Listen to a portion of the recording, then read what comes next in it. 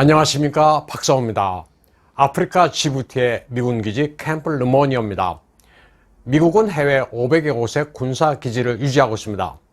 남극을 제외한 모든 대륙에 군사 기지를 가지고 있습니다.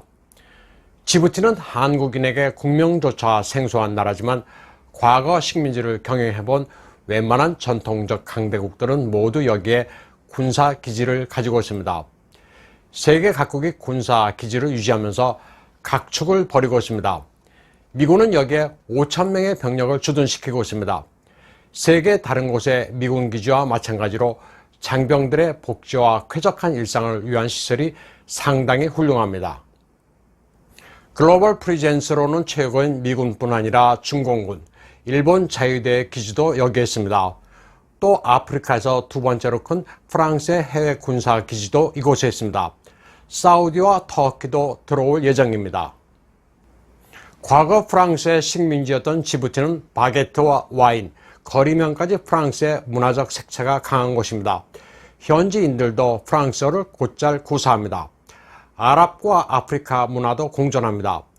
각국의 군사 기지가 있어서인지 곳곳에 감시 카메라가 많이 설치되어 있습니다. 지부티는 석유도 없고 천연 자원도 부족한 나라지만 지정학적으로는 천혜의 조건을 갖추고 있습니다. 지부티는 면적이 23,000평방킬로미터, 인구는 90만 명 정도로 아프리카에서 세 번째로 작은 나라입니다. 북서남쪽으로 각각 에리트리아, 이디오피아, 소말리아와 접하고 있습니다. 홍해와 아덴만의 길목입니다. 또 예멘과 마주보는 밥 엘 만뎁 해협은 하루 4,800만 배럴의 원유가 통과하는 요충지입니다. 미국과 프랑스, 이태리, 일본, 중공, 스페인의 군사 기지도 각축을 벌이고 있습니다. 소말리아와의 국경선을 획정한 옛 식민 종주국 프랑스로서는 외인 부대가 주둔하는 이 작은 나라의 기지가 자존심의 상징입니다. 1977년 지부티 독립 이래 1,500병력을 유지하고 있습니다. 미국은 9.11 테러 공격이 있은 직후 아프리카 사령부에 영구 주둔군이 위치하고 있습니다. 미군은 이곳을 기반으로 소말리아, 이라크, 시리아, 예멘을 작전 범위로 하고 있습니다. 2013년의 경우 16대 무인기가 이곳에서 발진했습니다. 이태리도 2013년에 300명의 병력을 배치했습니다. 2011년 7월에는 일본 자유대가 기지를 개설했습니다. 일본 최초의 장기 주둔 해외 군사기지로 해상 자유대 병력 600명을 수용하는 규모입니다. 이에 질세라 중공도 2017년 5억 9천만 달러의 비용을 지불하고 지부티에 들어왔습니다. 보시는 화면은 지부티의 중공 해군 기지입니다. 지부티는 전략적 요충지라는 장점을 살려 적극적으로 외국 군사 기지를 유치하고 있습니다. 군 기지 부지 임대 수입으로 매년 3억 달러를 봅니다. 지부티에 최근 가장 공을 들이고 있는 나라는 중공입니다. 지부티는 아프리카의 뿔에 제2의 두바이를 건설하겠다면서 항구와 자유무역지대 건설을 추진하고 있습니다.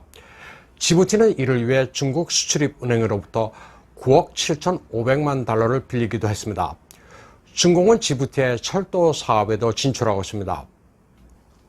지부티의 중공군 해군기지는 전 세계를 목표로 군사력을 투사하겠다는 야심이 드러나 있습니다.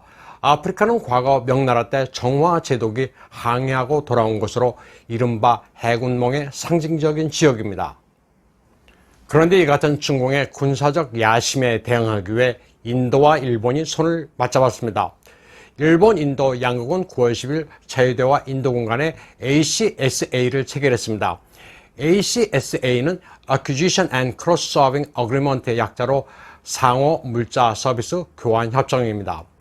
동맹군 간의 식량과 탄약, 운수, 항만의 사용을 서로 주고받기로 한 것입니다. 일본은 이미 미국, 영국, 프랑스, 캐나다, 호주와는 ACSA를 맺은 상태입니다. 아베 총리는 사임을 며칠 앞두고 인도 모디 총리와 30분 동안의 전화회담을 갖고 이 협정을 맺었습니다. 이 협정으로 지부티의 군사 기지가 없는 인도는 일본 해상자유대 기지를 사용할 수 있게 됐습니다. 물론 일본은 그 반대급부로 인도양에 있는 인도 해군 기지를 이용할 수 있습니다. 중공 견제와 민주주의의 가치관을 공유하고 있는 두 나라의 이익이 맞아떨어진 겁니다. 9월 11일 일본 가기에서는 지부티 특명 전권대사로 해상자유대 출신의 오츠카 우미오 씨를 임명했습니다. 자유대 출신을 대사로 반영한 것은 전후 일본 역사상 처음 있는 일입니다. 스가 관방장관은 적재적소에 인사를 한다는 원칙에 따라 오츠카 씨를 지부티 대사로 임명했다고 밝혔습니다. 올해 60세인 오츠카 씨는 해상자유대 간부학교장과 방위청 정보본부장을 지내고 2019년에 퇴직했습니다. 고노다로 방위대신은 해적 대처와 정보 수집을 비롯한 임무를 숙지하고 있는 대사 발령은 잘된 인사라고 평가했습니다. 외무대신을 역임한 바 있는 고노다로는 외무대신직에 있을 때는 중공의 위협을 실감하지 못했지만 방위대신이 된 뒤로는 중공의 군사적 위협의 실체가 어떤지 잘 알게 됐다고 말하기도 했습니다. 일본 가기는 같은 날 주중공 특명 전권대사로 다루미 히데오 씨를 발령했습니다. 중국어에 등통한 다루미 히데오 씨는 경력이 중공, 홍콩, 타이완뿐인 외무성 내 대표적 차이니즈 스쿨입니다. 중국 공산당 내 인맥도 상당한 정보통으로 대중 강경파입니다. 중화권을 제외한 다른 나라 근무 경력이 전혀 없는 캐리어로 인해 중공 관영 환구시보는 그를 스파이로 규정 짓기도 했습니다. 그는 주중공 대사관에서 정무공사로 근무하던 2013년 소리 소문 없이 갑자기 귀임했습니다. 중공이 스파이를 지목해 지나치게 경계하는 바람에 외무성이 실종극을 벌여가며 귀임시킨 것으로 알려지고 있습니다. 중공이 스파이로 지목한 다루미 씨의 아그레망은 결국 나왔습니다. 중공이 사방에 적을 만든 상황에 일본마저 극단으로 내몰면 안 된다는 우려 때문인 것으로 해석되고 있습니다. 아베 총리와 인도 모디 총리는 전화통화에서 인도 고속철 사업으로 본격화된 양국의 경제협력도 착실히 다져나가기로 했습니다. 일본은 인도 고속철 사업의 신칸센 탄환 열차의 노하우와 함께 50년간의 저리로 건설 비용을 빌려주기로 한 바 있습니다. 인도 시장은 지금 일본 기업들이 석권하고 있습니다. 인도 모디 총리는 아베 총리의 중도 사임과 관련해 아베 신조 총리의 헌신적 리더십으로 양국 관계가 크게 돈독해졌다면서 아쉬움을 표시했었습니다.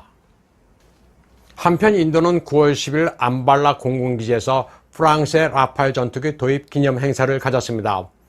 인도가 도입하기로 한 라팔 전투기 36대 가운데 1차분 5대가 도착한 것을 경축하는 행사였습니다.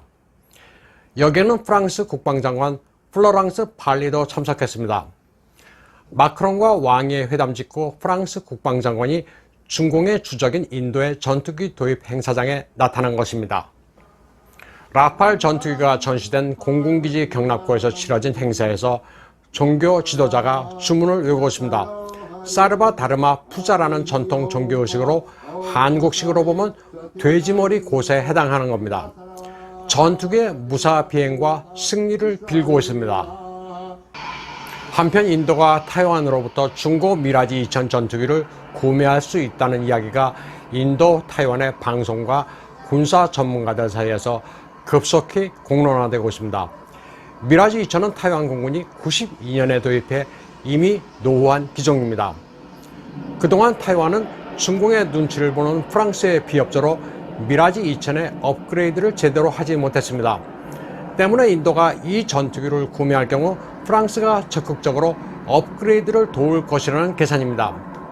인도는 프랑스가 주역으로 개발한 유럽산 중거리 공대공 미사일 미카를 도입할 계획입니다. 미카 미사일을 수호의 전투기와 라팔 미라지에도 장착해 중공군을 제압한다는 게 인도군의 방침입니다.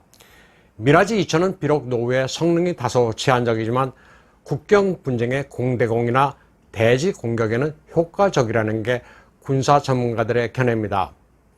특히 폭격 용도로는 안성맞춤이라는 것입니다. 아시아 태평양에서 인도양 아프리카까지 국제정세는 이렇게 급속하게 움직이고 있습니다. 오늘 방송은 여기까지 하겠습니다.